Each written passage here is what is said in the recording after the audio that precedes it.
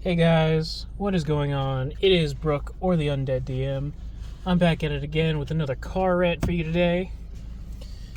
Hopefully I will be recording with my new camera, or not new camera, but new microphone soon, so that video might be up in a little bit.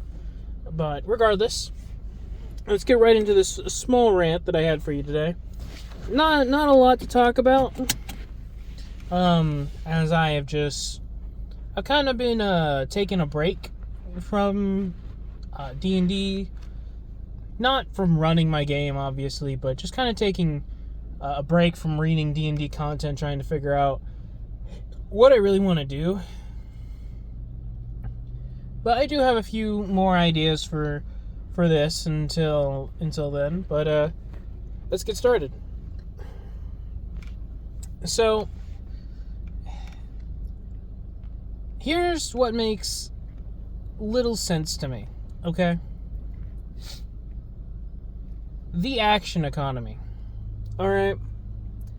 So, you have this whole idea of action economy, where the side with the most amount of things to do often ends up winning.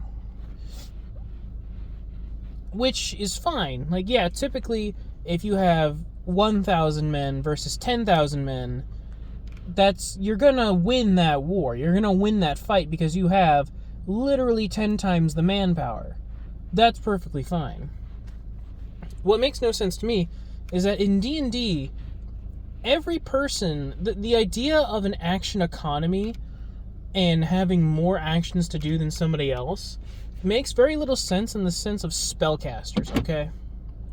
So, in 5th edition, there's a rule that states that if you cast a spell, a leveled spell using your bonus action, you cannot cast any other leveled spells for the entire turn, not round, but turn, unless you use your action to cast a cantrip. But even then, that's all you can cast is action cantrips. So, I'm confused. Spellcasters are simultaneously rewarded and punished for using their main resource, which is spells. However, most spells in the game require you to use your action to cast, meaning that if you are a sorcerer or you have the Metamagic Adept feat and you cast a spell using your bonus action, you're restricted to cantrips. Sure, some cantrips are really strong, like Eldritch Blast, Firebolt, and sometimes Toll the Dead. Sometimes. But the fact is, most of the time, spellcasters are not getting everything they need out of their action. So, for instance, if a wizard just decides not to cast Slow or Hypnotic Pattern because they don't want to, the action economy in that instance is not working the way the game or a lot of people think it should. So, if you have a wizard and like 3 other people, and you're facing one dude, logic would dictate that the side with the most people would win. However, if the wizard is deciding to do something, not optimal, for the encounter that they're having, then it doesn't make any sense as to why the action economy in this instance is still in the favor of the players, when in fact it shouldn't be, because the wizard, who has the ability to do some really powerful shit, just used their action to do something possibly completely worthless. Like, awesome. You as the wizard, or whichever class has that ability, where they can cast the Enhance Ability spell, so now they got plus to their, they get a bonus to their strength or something, whatever that is. Like, cool, you casted a spell, you did your main class's purpose, but how is that furthering the combat? How is that furthering the end of the encounter and achieving the goal of defeating the enemy? Because if I'm not mistaken, that spell doesn't do anything other than just give you a bonus to a check of some kind. I don't know if it increases your strength at all or gives you a bonus to damage or to hit, but it seems to me that the action economy, the whole concept of the action economy being skewed in the favor of the more the higher numbered party is a little bit wrong, in the sense that this is an assumption that everybody is just playing even slightly suboptimally. Like, even if you're not playing completely optimally and you're using the best available options, or the meta, the most effective tactic available, then you should still have the advantage. But it doesn't take into account that not everybody's going to play optimally. Not everybody's going to play in the most effective way. So yes, while the Bard could possibly be doing something more useful with his turn, the Bard could also might as well just be using Counter Charm, one of the most useless abilities in the entire game, since it doesn't even allow you to make a save immediately. But the fact of the matter is that there are things that every class can do that is considered suboptimal and that does not further the current task at hand, which is predominantly combat. And yet it's still seen as, because you have 4 players and they have 1, you are seen as you as the DM are seen as having a disadvantage, since your players outnumber you 4-1. But then you also got to remember, if you're a DM like myself or other people like Pack Tactics, and you're the Dungeon Master and you're playing very optimally, and your players are playing very suboptimally, or not optimally at all, you have all the advantage because you know all their strengths, all their weaknesses, how to exploit them, and you as the Dungeon Master know what creatures to use against your party to challenge your party to think outside of the box, or to use their strengths and rely on each other to cover their weaknesses. But yet, for whatever reason, as a Dungeon Master, you are kind of, in the greater D&D community, like predominantly Reddit, you are seen as a bad Dungeon Master because you exploit your party's weaknesses. Even though the creatures you guys, the Dungeon Master, are running typically aren't stupid. You gotta remember this. An intelligence of 10 is the same as a commoner. So you have the same intelligence as a human being.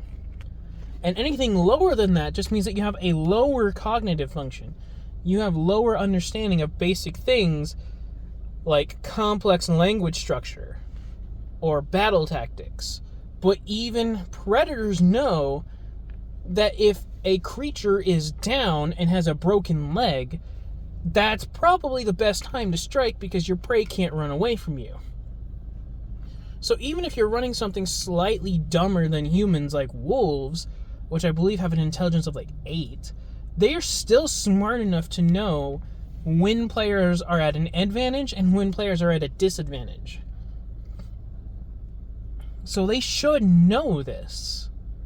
But the DM just typically runs creatures, hell, even certain enemies that are supposed to be smarter than the humans, smarter than a commoner. They run them so stupidly because they just run them into melee and expect that the melee people not to win against them. If you build your character specifically for melee, you have to prepare for your monster to get defeated. You have to prepare for that outcome. But a lot of DMs, they just run the most rigid, all people who don't use magic or ranged weapons, you stay up here. They have no concept of frontline, midline, backline. They always run it in a very similar, these are the frontline people, they tank the most damage, they deal the most damage, and then these people back here, all they do is heal and support. And it's very easy to break that structure because, again, most monsters are melee anyway. And not a lot of them have ranged attacks or spells.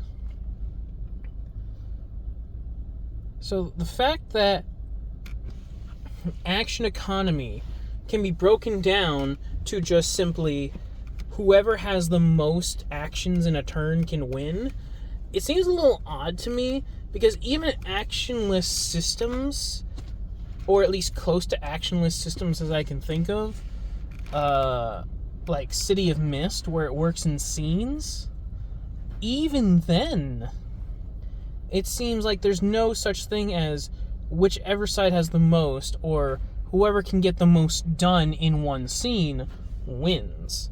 It's a collaborative experience. So the idea of action economy being a thing that is reliant on the number of people is a bit strange to me. Because what's that old school saying? Give an infinite amount of monkeys, an infinite amount of typewriters, and an infinite amount of time, and they'll eventually make the works of Shakespeare. Well, it's kind of the same thing with D&D. You can give infinite dumb players infinite resources and infinite time to defeat a boss, but if you just play the boss smarter than them, you're going to win that anyway. Like, yeah, eventually, by pure dumb luck, the players may have stumbled into that 1 in a billion chance that they land crit after crit after crit after crit after crit, and the players have a small amount of cognitive function to actually use the abilities that you've given them to defeat the enemy. Yeah, there's a 1 in a billion chance that you'll do that.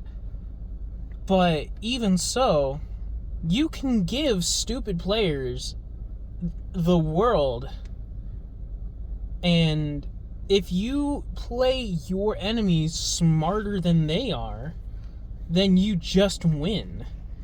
I think for an example I'll give you is that I'd gotten a book called The Monsters Know What They're Doing. I forget the author off the top of my head. Not sponsored, by the way. But I got in this book because it looked interesting. I started reading it, and it lumped a bunch of creatures like goblins, hobgoblins, merfolk, thri-creens, a bunch of these creatures that hunt in swarms or packs. It said in the book, I can't remember the exact word, so I'm paraphrasing, of course, but it was that they hunt in packs, and that they have a separation of who goes to what, and in the event of certain things happening, they will either do a tactical retreat, or they will try to gain the advantage on the players in some way. And so what I had done is I had 4 players, and they were all on a ship, and I had them get ambushed in the middle of the night on this ship by Tritons, fish elves, I think. And there were 4 of the elves, there were 4 of these Tritons. They all had tridents, the weapon, and they each could cast 1 spell. They had 2 cantrips, and they had 1 spell from a 3rd level and 1 5th level spell. Each one of them had this. They had a special ability that every time they entered the water, on the start of their next round, if they were in the water, they gained 5 plus their constitution modifier number of hit points into their health pool. And so what I had them do is I had them surprise the party on deck, stab one dude until they went down, and then moved on to the next guy, and I almost TPK'd my entire party. I almost TPK'd my party. All because I played my creatures smarter than them.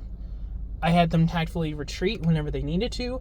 I had the one casting a concentration spell stay in the water. This way the players had trouble getting to them. And even when they did hop on deck, I had them stay far away from the melee people. I had the melee Tritons attack the melee people to keep them distracted. And whenever they ran out of, or when they were starting to run low on hit points, I had them take the disengage action and hop off the bow of the ship. Or off the side of the ship into the water. You just play the creature smarter and the action economy doesn't matter. Because theoretically, the players should, and the enemy should have had the same chance to win. But because I played my creature smarter, they ended up winning. But anyway, that's just my little rant about the action economy. If you want my advice, just play your creatures smarter. Just play them a lot smarter than you think. Use tactics. Use the same logic that you would use in like a video game. If you're getting swarmed by an enemy, you would use area of effect attacks. If you have the ability to send a swarm after somebody, you would have them retreat before they die, this way you can get more, or you'd let them die, this way you can summon more. Use logic. Don't be a dungeon master that just throws mindless, lobotomized enemies at the people, or at your players, and let them just beat the crap out of them for literally no effort. Make them think. Make them think, damn, these creatures are smart. We have to take them out very tactfully. But that's it. Just play your creatures smarter, make your players actually think, and make them value their choices in combat. This way the action economy doesn't really bother or hinder them all that much.